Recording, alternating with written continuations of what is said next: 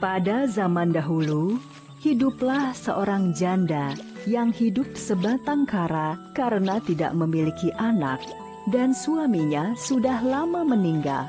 Janda tersebut dikenal dengan nama Mbok Rondo Tarup. Karena hidup sebatang kara, suatu hari Mbok Rondo Tarup mengangkat seorang anak laki-laki yang masih bayi. Mbok Rondo Tarup memberi nama bayi laki-laki tersebut Joko Tarup.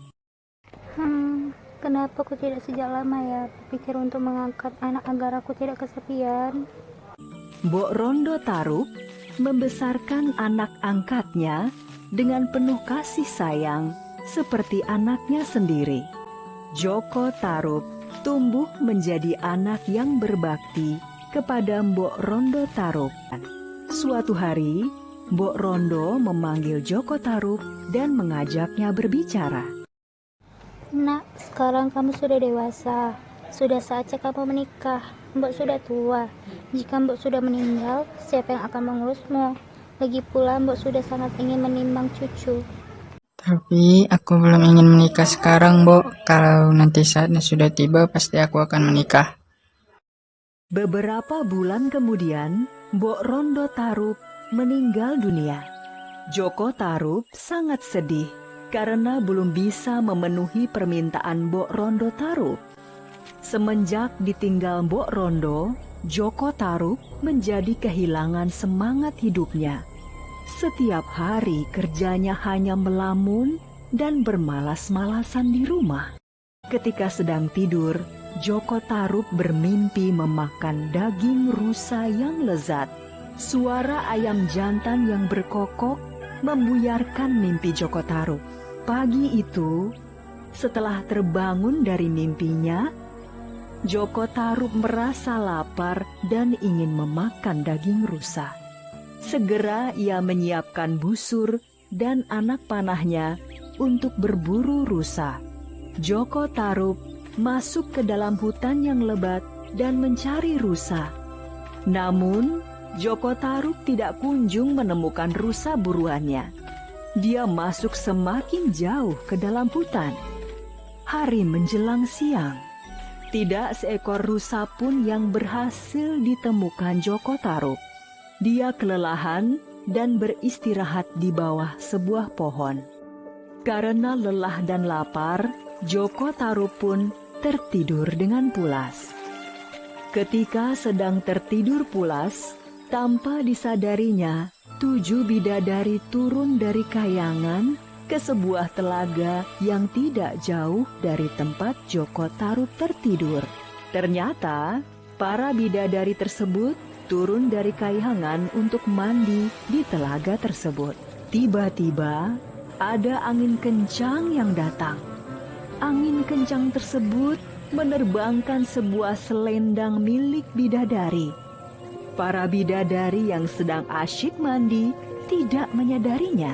Angin membawa terbang sebuah selendang bidadari dan jatuh di dekat Joko Tarup yang sedang tidur. Sore hari, ketika matahari hampir tenggelam, para bidadari pun kembali ke kayangan. Dengan menggunakan selendangnya, mereka terbang ke kayangan. Ketika hendak kembali terbang ke kayangan, seorang bidadari kebingungan mencari selendangnya. Sementara itu, Joko Tarup bangun dari tidurnya dan terkejut.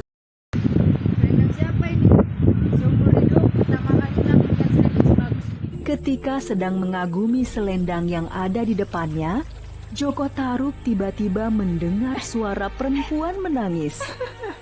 Dia segera memasukkan selendang itu ke balik bajunya dan mencari asal suara tersebut. Joko Tarup menemukan asal muasal suara tangisan tersebut. Dia melihat seorang perempuan yang sangat cantik sedang menangis di pinggir telaga. Kamu siapa? Kenapa berada di tengah hutan seperti ini? Apakah kamu ini jin atau melembutan hutan ini? Namaku Nawang Wulan. Aku bukan jin, aku adalah bidadari yang turun dari kayangan. Selendangku hilang dan aku tidak bisa kembali ke kayangan. Apakah kamu melihat selendangku? Nawang Wulan, namaku Joko Tarub. Aku tinggal di sebuah desa yang tidak jauh dari sini. Sebentar lagi hari mulai gelap. Lebih baik kamu ikut denganku. Banyak binatang buas di sini ketika malam hari. Nawang Wulan pun mengikuti Joko Tarub ke desanya. Tidak lama kemudian, Joko Tarub dan Nawang Wulan menikah. Beberapa waktu kemudian, Joko Tarub dan Nawang Wulan dikaruniai seorang anak perempuan. Anak perempuan tersebut diberi nama Nawangsi. Selama hidup dengan Nawang Wulan, Joko Tarub merasa heran karena lumbung padinya selalu penuh. Padahal setiap hari Nawang Wulan menanak sebakul nasi dari beras dari lumbung padi tersebut. Mas, aku sedang menanak nasi tetapi aku sedang ada keperluan di luar. Tolong jaga apinya, jangan sampai kebesaran atau kekecilan, dan ingat jangan buka penutup kukusnya. Joko Tarub yang selama ini heran dengan lumbung padinya selalu penuh, mengabaikan pesan istrinya agar tidak membuka tutup kukusnya. Jadi selama ini istriku hanya memasak sebutir beras. Pantas saja beras di lumbung padiku tidak berkurang. Tapi bagaimana mungkin sebutir beras bisa menghasilkan nasi yang sangat banyak? Mungkin ini kesaktian Nawang Wulan sebagai bidadari. Sementara itu, Nawang Wulan sudah kembali dari sungai. Dia segera menuju dapur dan Joko Tarub sudah tidak ada. Nawang Wulan pun membuka tutup kukusnya. Kang Mas Joko Tarub sudah melarang perintahku. Mulai sekarang aku tidak bisa lagi menanak sebakul nasi hanya dengan sebutir beras. Setelah kejadian itu, Nawang Wulan memasak nasi seperti perempuan pada umumnya. Dia sudah tidak bisa lagi memasak sebutir beras menjadi sebakul nasi. Akibatnya, persediaan beras di lumbung padi Joko Tarub semakin menipis. Suatu hari, ketika sisa beras semakin menipis, Nawang Wulan mengambil sisa-sisa beras di lumbung padi. Tiba-tiba, Nawang Wulan menemukan selendangnya. Nawang Wulan yang akhirnya mengetahui bahwa selendangnya disembunyikan Joko Tarub menjadi sangat marah. Dia segera menemui Joko Tarub. Kang Mas Joko Tarub, jadi selama ini kamu yang telah menyembunyikan selendangku. Cukup sampai di sini hubungan kita, aku tidak bisa hidup bersama laki-laki yang telah menipuku.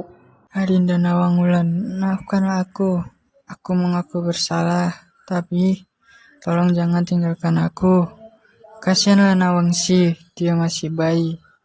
Tidak ada lagi maaf bagimu. Buatkan danau di belakang rumah dan letakkan Nawangsi di situ setiap malam. Aku akan datang untuk memberinya ASI dan jangan sekali-kali mengintip. Nawang Wulan dengan selendangnya segera terbang kembali ke kayangan. Seperti janjinya, setiap malam